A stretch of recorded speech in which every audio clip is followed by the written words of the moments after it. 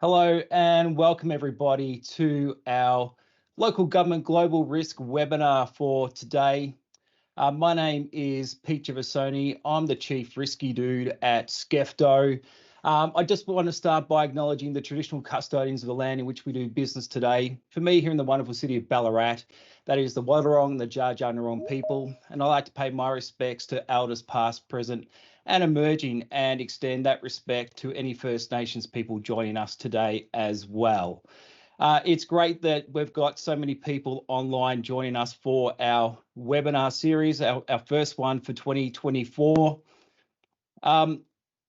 Where I'd like to start is just give you a little bit of background about myself. I've been working in senior risk roles for the past 20 years, having had the opportunity to work in local government, specifically for the City of Ballarat and the City of Greater Geelong. I've worked with state government departments, including delivering risk education to more than 1,200 Victorian public servants every year, and also working in federal government agencies, including the Department of Defence.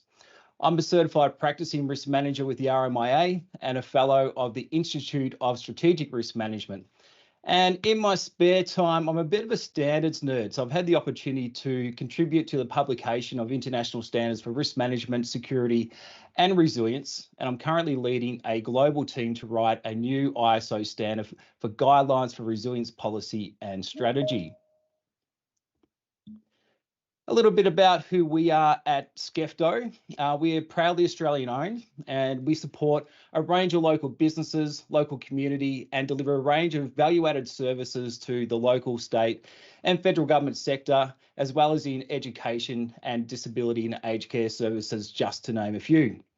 Skefto, we enhance maturity and create technological enablement in the areas of risk, safety, incident management, planning and performance, by combining our specialist consulting services with, of course, modern software.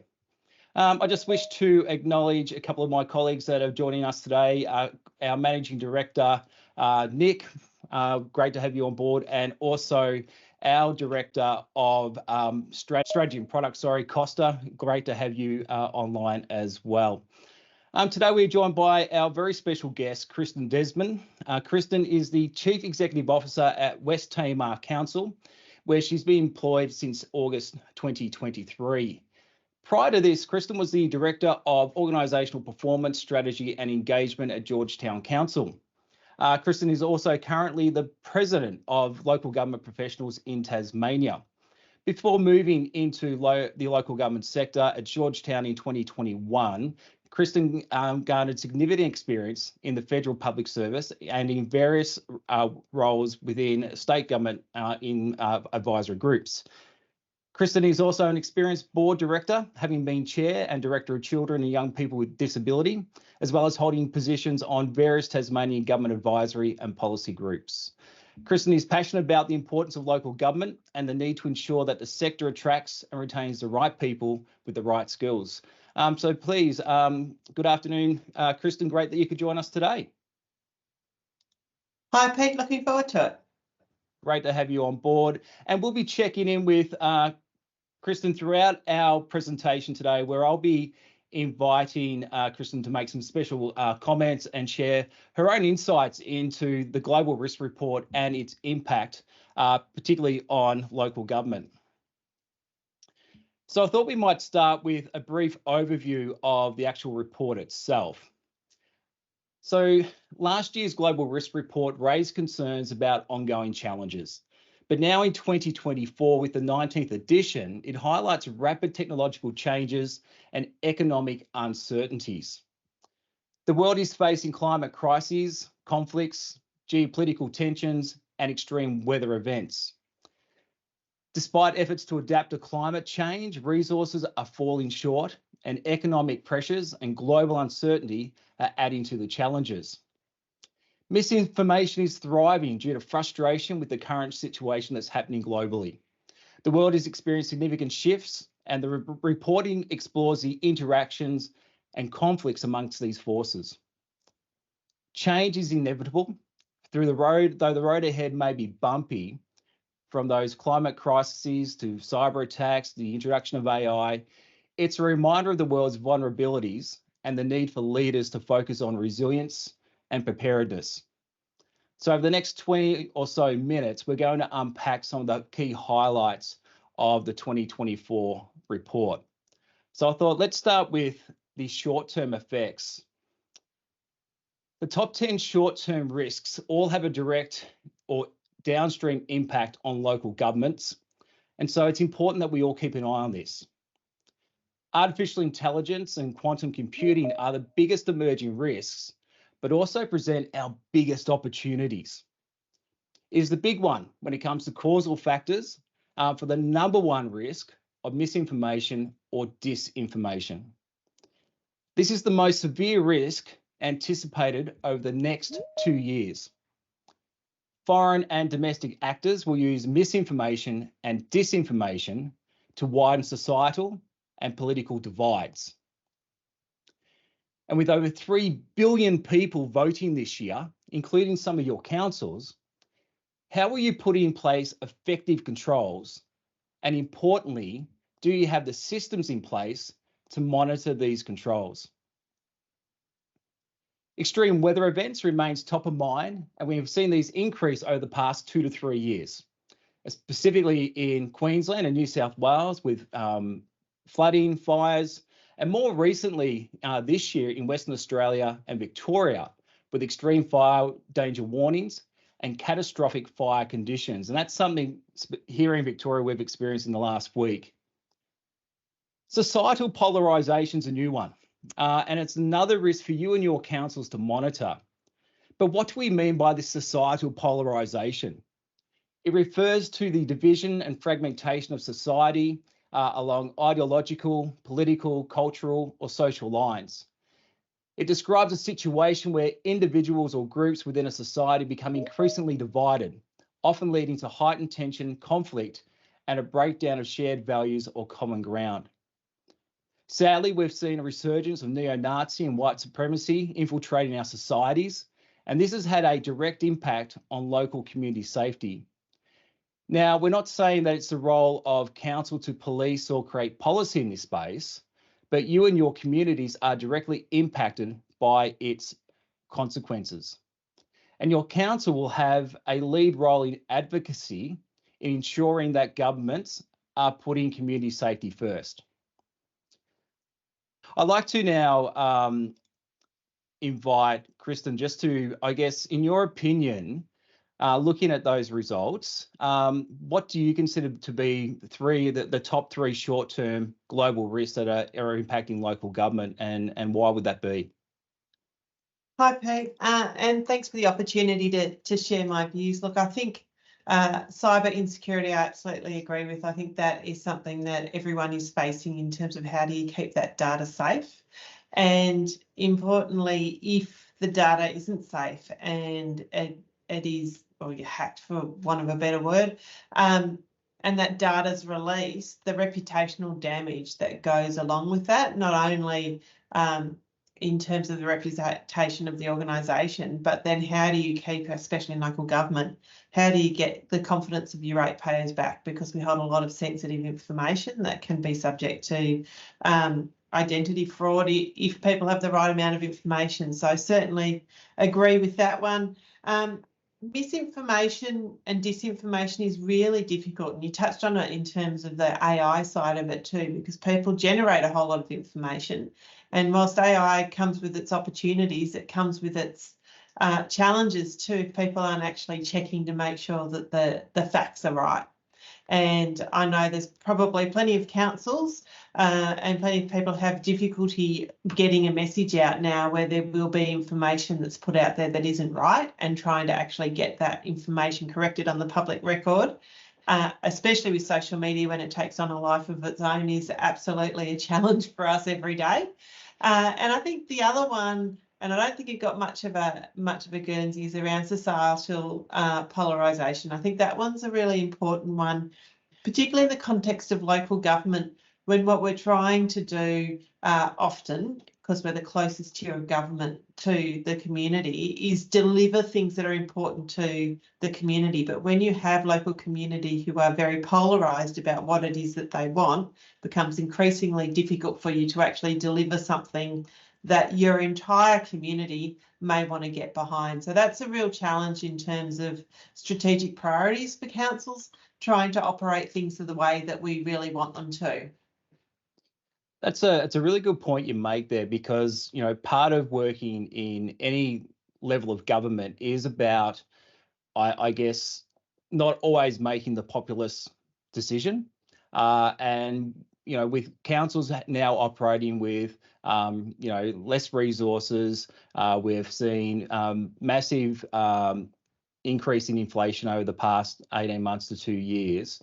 And I think the expectation that council needs to deliver more of the same, or even more than what they normally are, but with less revenue coming in.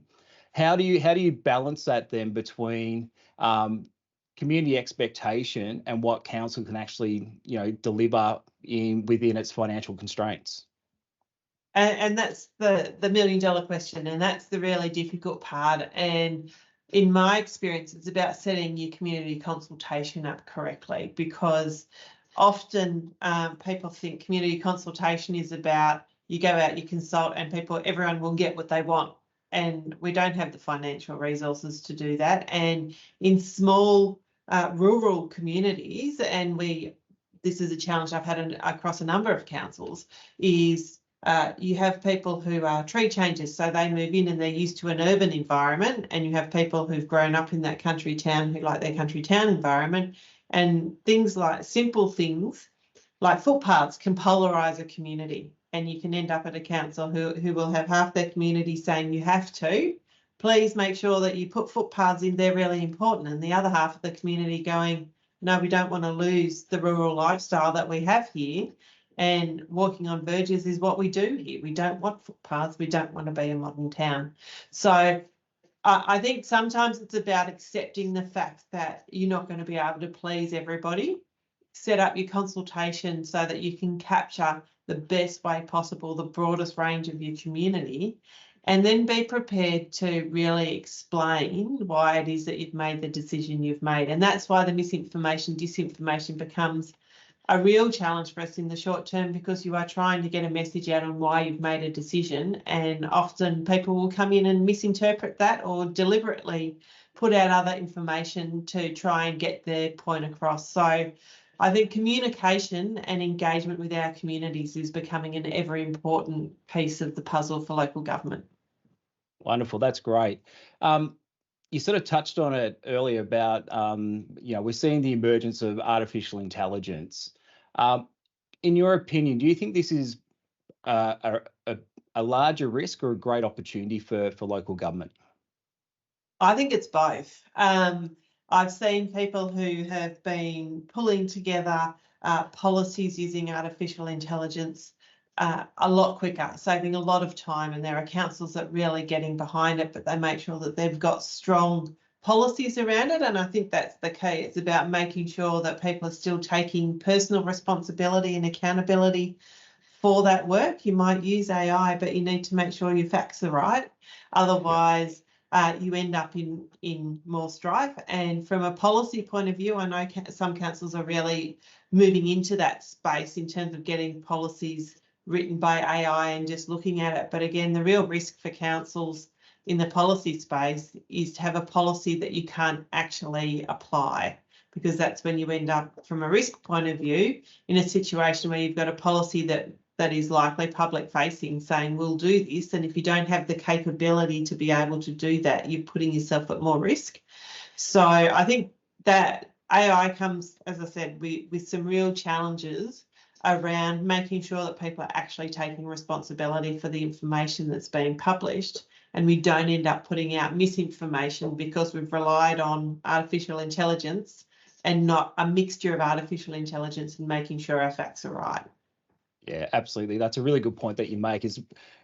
I think AI will help us to streamline some of the work that we do, but totally agree with that fact checking, ensuring that the information we are gathering through other areas around artificial intelligence is that we are checking those facts before we are issuing that information. Just one last question around the short-term impacts. How do councils prepare for the impact of these risks that we've highlighted in the short term? but at the same time think about how they can enhance their own resilience to the shocks and consequences that these particular risks can cause? Look, I think from my perspective, I think it's really important. In resilience is an interesting word, and often I ask people, what do they mean by that? Because different people have different meanings for that. How do you become agile, I guess, is what you're really asking there in this kind of space. And it's about having the time to put policies in place that allow for things going wrong. So making sure that your risk matrix is right, and that you allow for, if we're using AI, what's our policy? What's the worst case scenario there? And if that happens, what are we going to do about it? I like to plan for worst case scenario and hope I never need to use it, because if you're just looking at the positive side of all of these advances, then what you miss is what happens when a crisis occurs or something goes wrong. If you've got tools to help your staff and help your organisation to be able to deal with the downside of some of this stuff, you find resilience is much better, because people then have actually got somewhere to go and say, well, if this happens, I can do that. It also, in my view, really encourages innovation. Innovation happens when people feel like a failure isn't the end of their career. A failure is just something that allows us to tighten up processes for next time. So if you have those right kinds of processes in place, and people have a level of comfort that if there is an extreme weather event, if there is a whole campaign of disinformation, in your toolbox of policies at council, you have something that says, this is how we go about getting the record straight if something happens over here. For some people, it's as simple as with Facebook posts, do you leave comments on or off? When you're trying to get information out. It can be really simple things, but the more surety people have that there is a process for when things go wrong, the more likely they are to be resilient to those things going wrong. Yeah, that's great. That's a really good insight, Kristen. And I think that point around innovation, and I often talk of innovation and risk being the yin and yang of each other. So to innovate, we need to take risk. But by innovating, we're going to introduce new risks into our organisations, and that's okay. You know, for organisations to thrive and prosper, we need to take calculated and measured risks. So I'm glad you highlighted that fact. And the other thing is, when organisations are under stress and organisations are going through a changing circumstance in their environment, we tend to see areas of great innovation start to occur. And we've seen that throughout history as well, is that some of the greatest innovations occur when our organisations and or our societies are under the greatest stress. So thank you for highlighting that as well. We might move on to looking at the longer term risks that have been identified in the report as well. So I'll just move over into my next screen. So if we think about over the next decade, we're going to usher in a period of significant change that will stretch our adaptive capacity to the absolute limits. Respondents to the Global Risk Report are far less optimistic about the outlook for the world over the longer term rather than the short term. Over the next decade, local government is going to experience some significant changes. And these changes will be brought about by climate change, disruptive technologies, and environmental changes as well. And look, I know it all sounds very doom and gloomy, but this is where risk management plays its critical part. It's important that we think about how we integrate risk management into important decision-making processes in our organisations.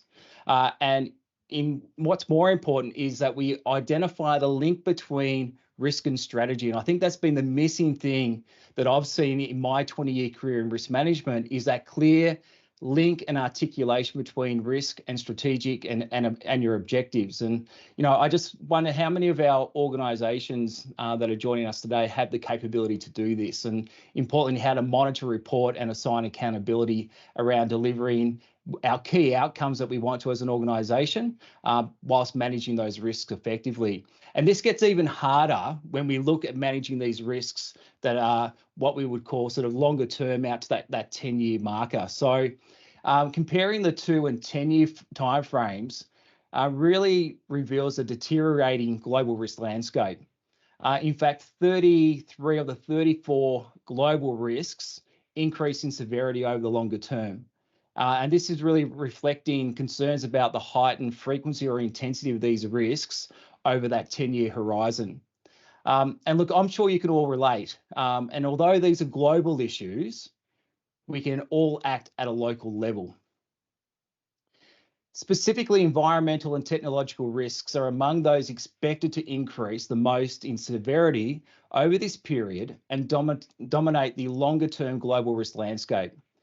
Nearly all environmental risks are included in the top 10 rankings for the decade ahead. So if you look at those that are highlighted in green on the screen, these are all environmentally linked.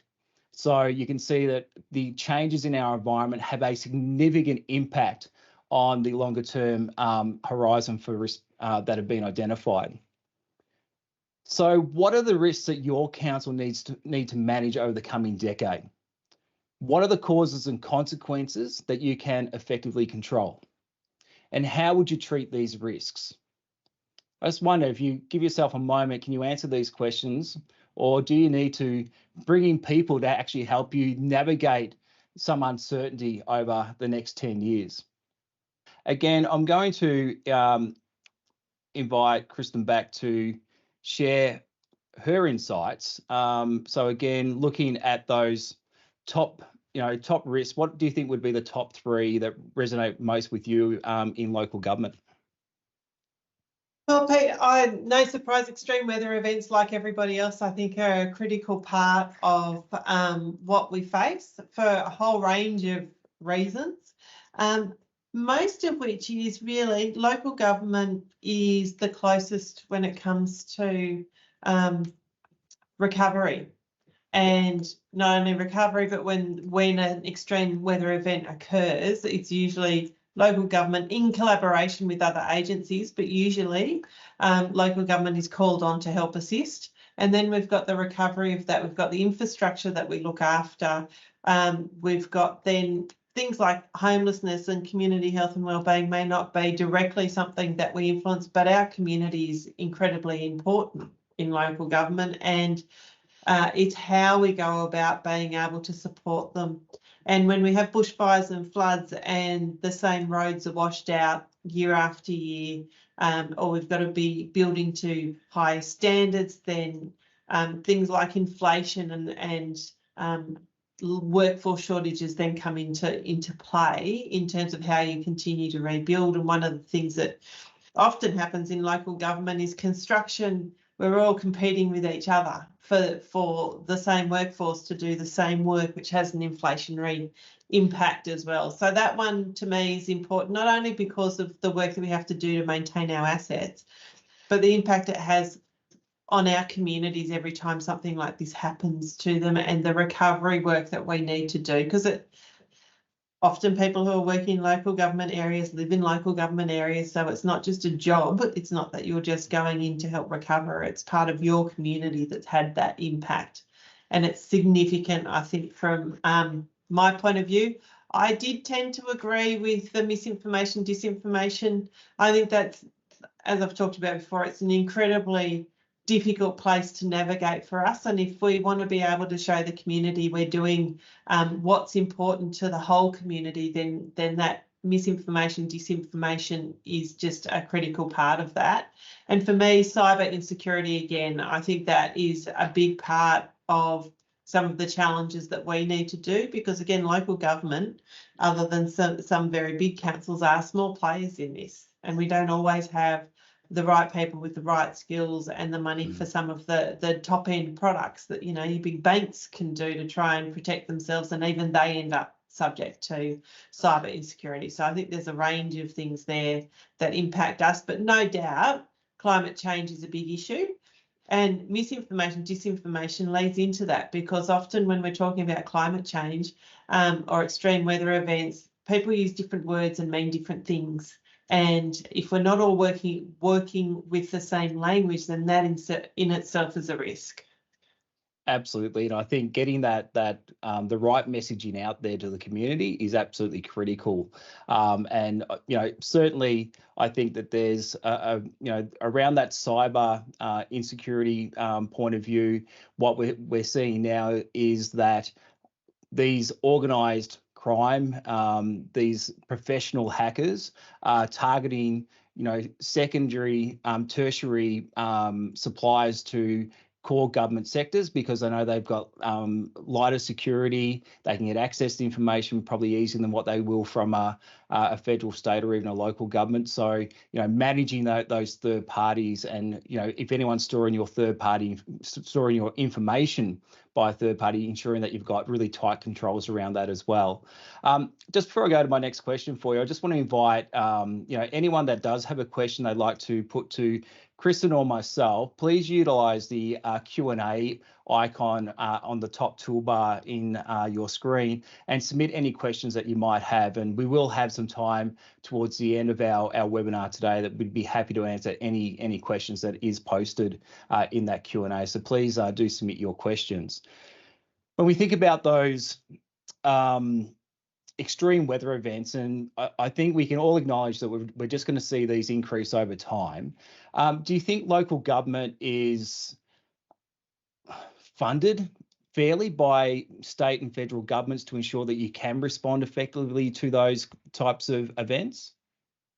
The standard answer would be no, of course we're not. But yeah, the other thing we've got to consider though is what does that response look like? So in terms of resilience of our community, what does that look like in terms of being able to support people who may be more vulnerable in an event? So that's not always going to be a local government responsibility, but we often step into those sorts of things. So it's more about, is it funded properly in general, is something that I think is the broader question for us to be asking. Do the federal and state governments fund enough to ensure that our vulnerable people are protected during a crisis? Do we have the right communications? If they go down, what happens?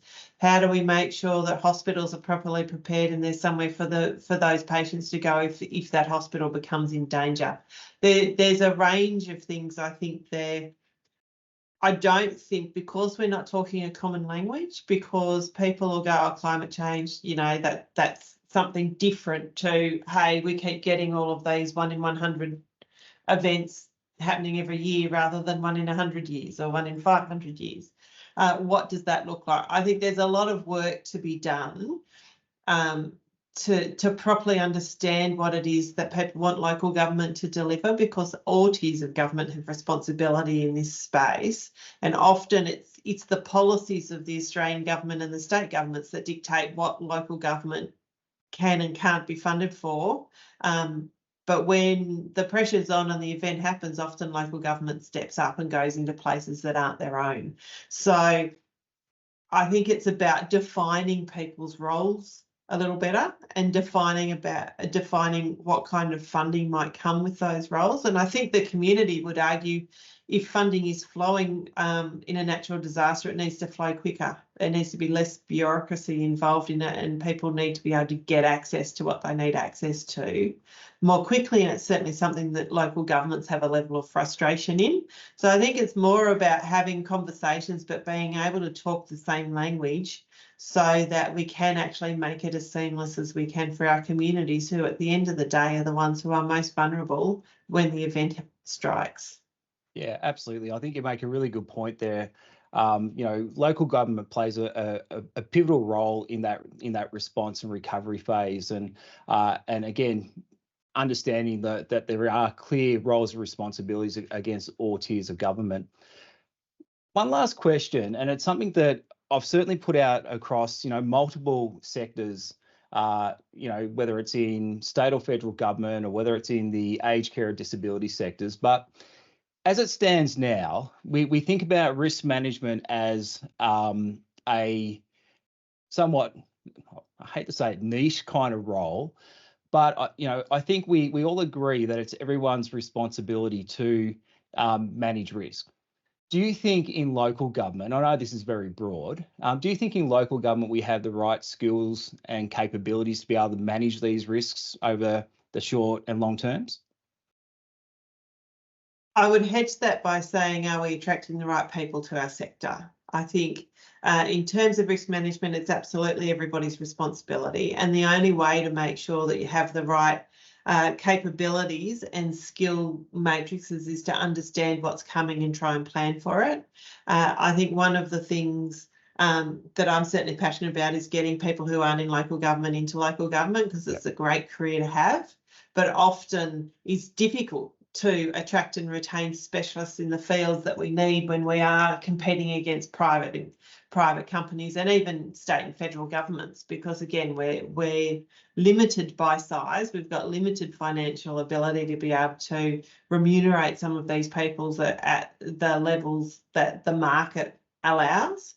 So it's really about saying, how do we make local government more attractive for the professionals that it is that we need, identifying early and having workforce plans that allow us to think about 5 or 10 years out, what is it going to look like? Because what we think it's going to look like today and what it actually looks like are going to be two different things. But it's really about, I guess, making sure that we have our eye on the strategic horizon. We understand what might be coming, and we start to either upskill the people that we have or start to understand that there's a different emerging set of skills we're going to need, and really try and place local government in a place of innovation where people want to come and work for us, because they actually get to see how their skills work in a practical environment in a place that's closest to the community.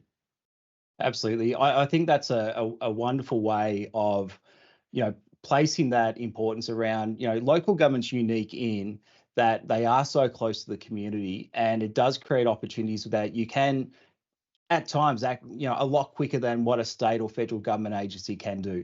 And as much as, I've had the opportunity to work across all 3 levels of government, but I think in my time in local government, I was really encouraged by the fact that I felt that there was a lot more innovation, and I felt there was a lot more freedom to act and to take some risk.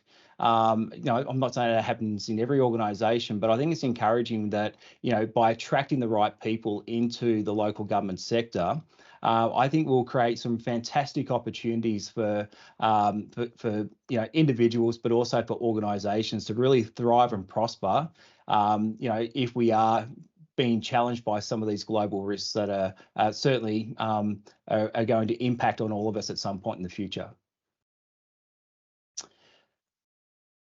So, Kristen, thank you so much for providing some insights into the short and long-term risks that are impacting local government. I know I've certainly got a lot out of that so far today. And if you don't mind hanging around for a few more minutes, because we might get some questions coming from the audience. But certainly, I think it's been fantastic having your insights from a local government perspective. And I'm sure that everyone's really valued that input today. So thank you.